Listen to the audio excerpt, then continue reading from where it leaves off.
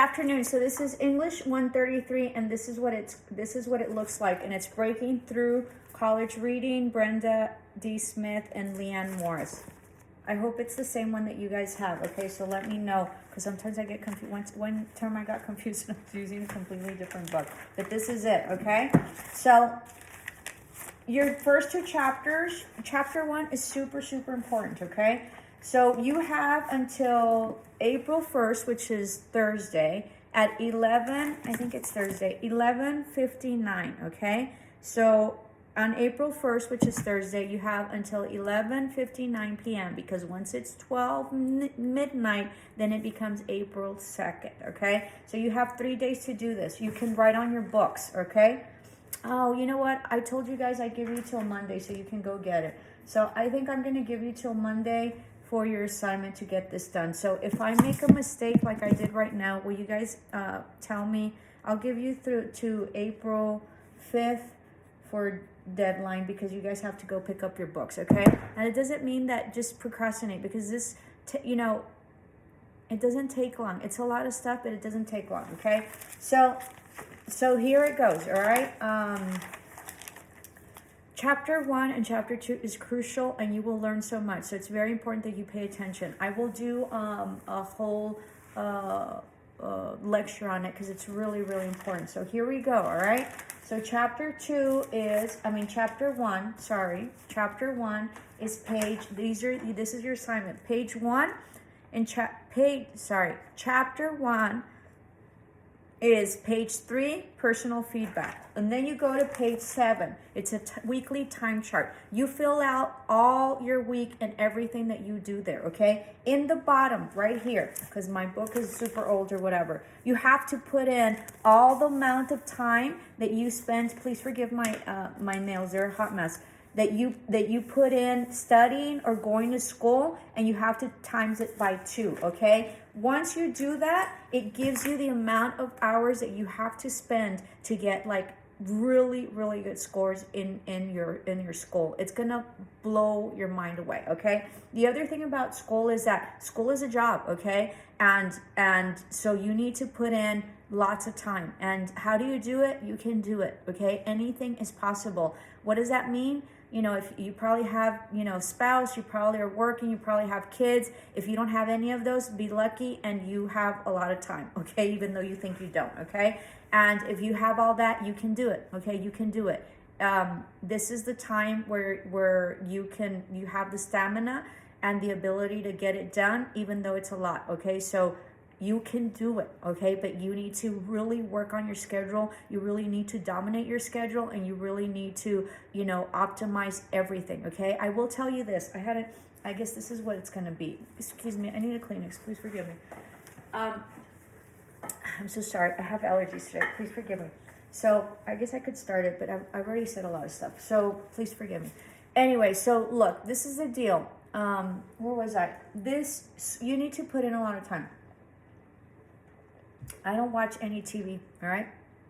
I haven't for probably a decade. I'm probably going on 2 decades, okay? It's a long story, but anyway, so my husband at the time, you know, we had a TV and he gave it away.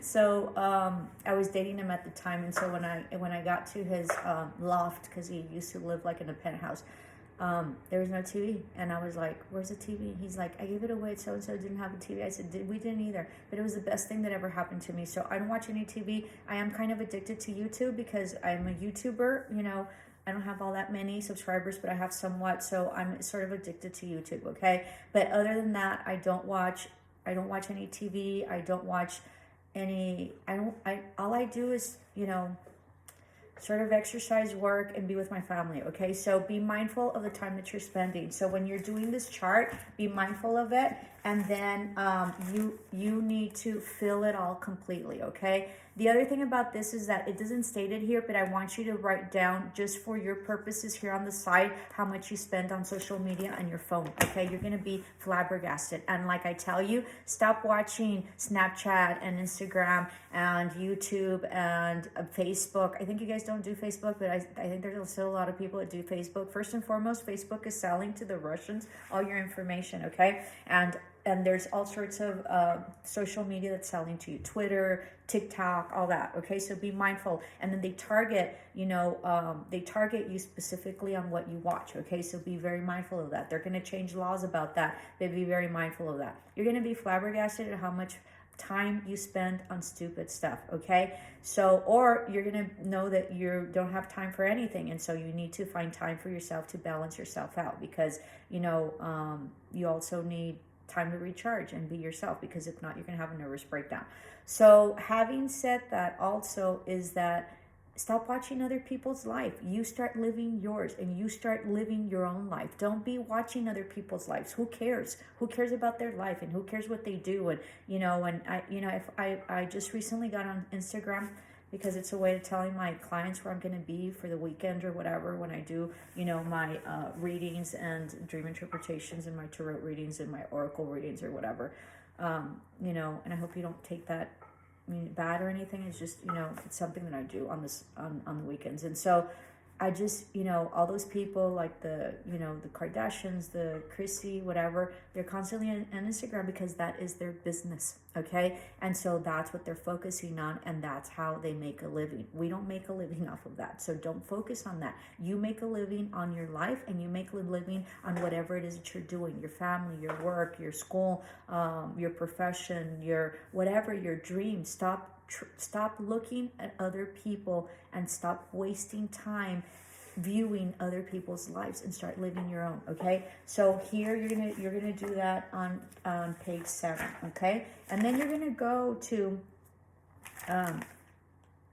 weekly time chart, and then you're gonna go to page 22.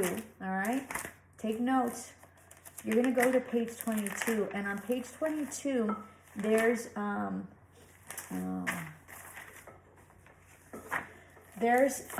this, you're gonna time yourself, okay, and you're gonna figure out what your reading rate is, okay, and in the back, so you're gonna time yourself, so make sure that you read it and you start over here. Okay, this is where it is, so you just time yourself. This was like an oldie, like they told you to do a stopwatch or whatever. You just time yourself. We have books, we have phones for that. So it starts around right here, okay, and it goes all the way to here. Okay, in the back you're gonna have to answer questions. I think it's like you have 5 questions. If you don't answer 4 correct, then that means you have to lower your rate because you couldn't comprehend. So reading rate has to do with the ability to read fast enough to get through the material that you need to get through in order to answer correctly and comprehend, right, whatever it is that you're reading. The reason that this is so important is because everything is timed, and your CCMA is going to be based on time. So if you can't get through the test and you can't articulate and read and then be able to decipher and internalize what you read and understand it in order to produce an answer, then you're going to fail. So that's why reading is so important. I'll discuss reading later.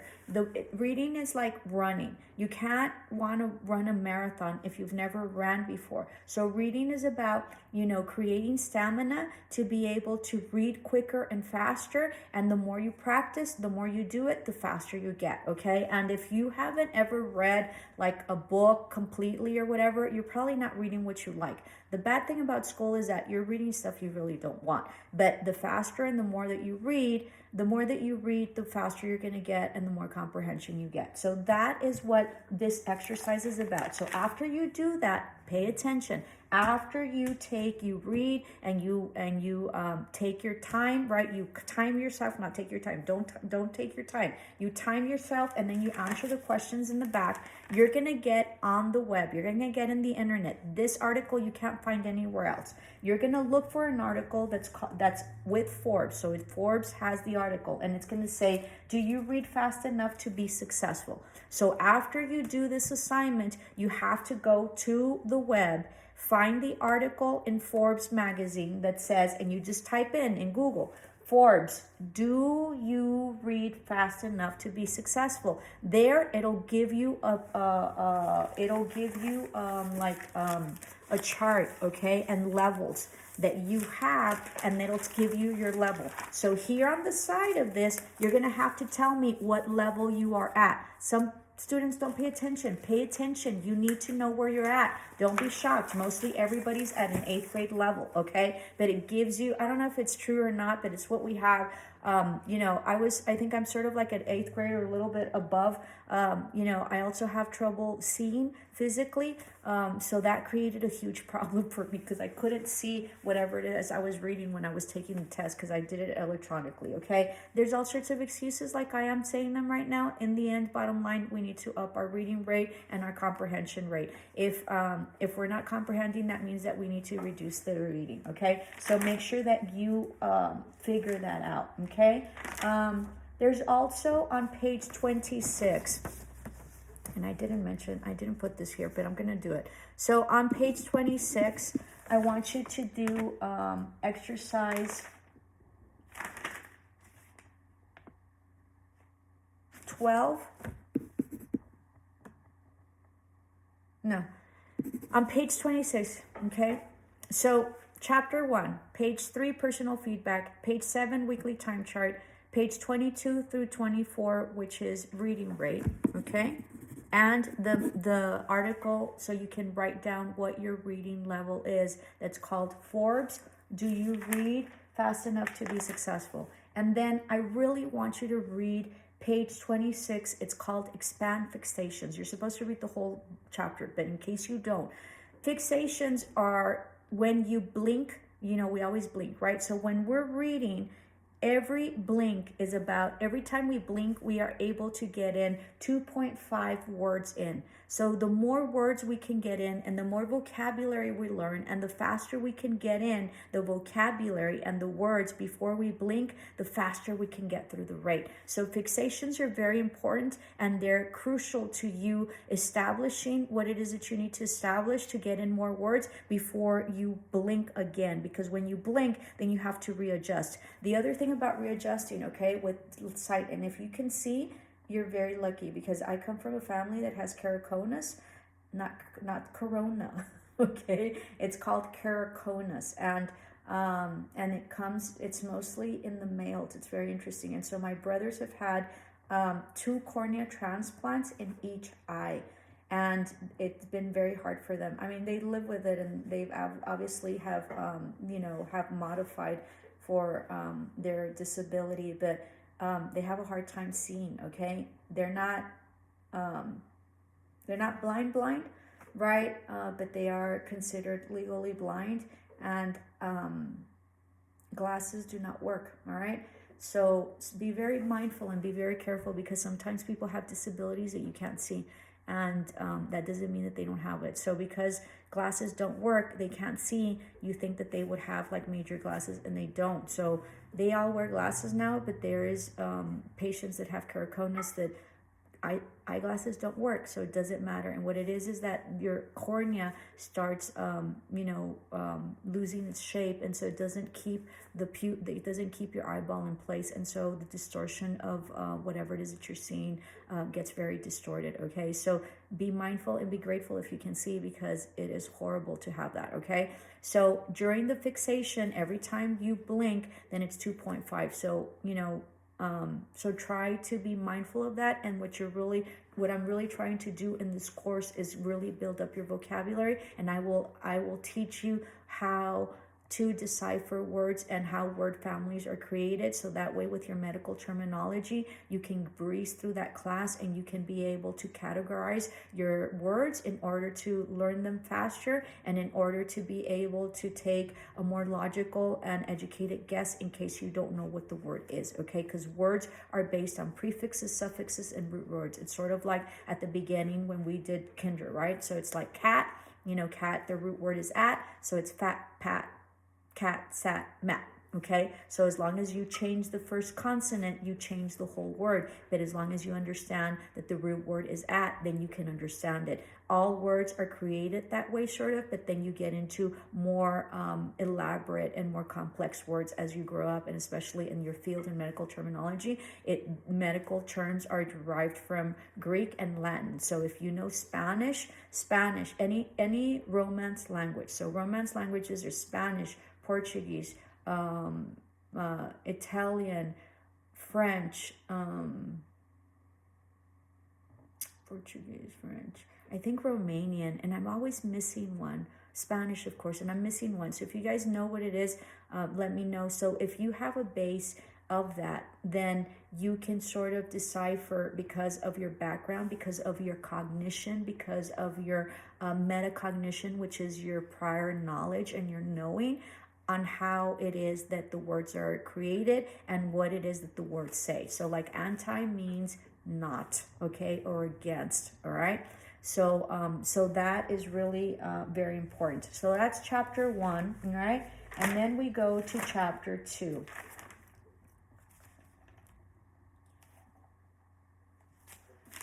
I was going to have you do something else, but I'm not. So in chapter 2, we have personal feedback on page 56. Chapter 2, personal feedback on page 56. Vocabularies, which you're going to do on page 63. Wait. Okay, so sir, let me say that again. Please forgive me. Chapter 2, personal feedback is on page 35. And then you're going to go to vocabulary on page 56. And then you're going to do vocabulary on page 63. And then you're going to do vocabulary on page 70.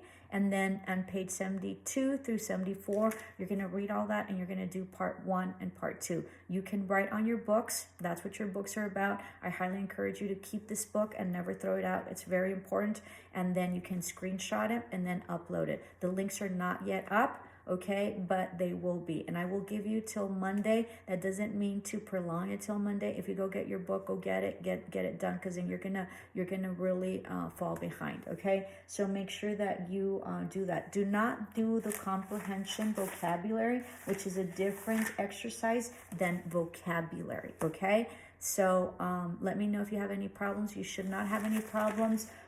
These are one of the 2 most important chapters in the book, per se. Okay, so make sure you read them thoroughly and make sure you go through them. If you are a second language learner, make sure that you go through your vocabulary. It's very important, and it's make sure that you read and read and read, and make sure that you practice your English and your talk and your speaking English. Talking is an incorrect word at the phrase that I was doing. Also, don't watch so much TV in Spanish. You need to watch TV in English, and you need to speak in English, and don't be embarrassed with your accent. Your accent only tells people that you have another language that you know, and that's it. So be proud of your accent if you have an accent, and there's nothing you can do about it because it is what it is. So you're learning another language, so don't worry about it, okay? All right? It's sort of like Anglos. People that just speak English. Whenever they speak Spanish, everybody's like, oh, how nice, they're speaking Spanish. They're really trying, even if it's incorrect, right? But if you get someone that speaks Spanish and is trying to speak English, they're like, oh, they don't know how to speak English. So be mindful of your biases, okay? And be mindful. You know, we think it's so cute that an Anglo like butchers Spanish, but when a Spanish speaker butchers English, we just don't take it well, okay? So be mindful of people, help people out, and be fearless and free, and just speak the way it is, because that's the way you learn, okay? All right, much love and light. Bye.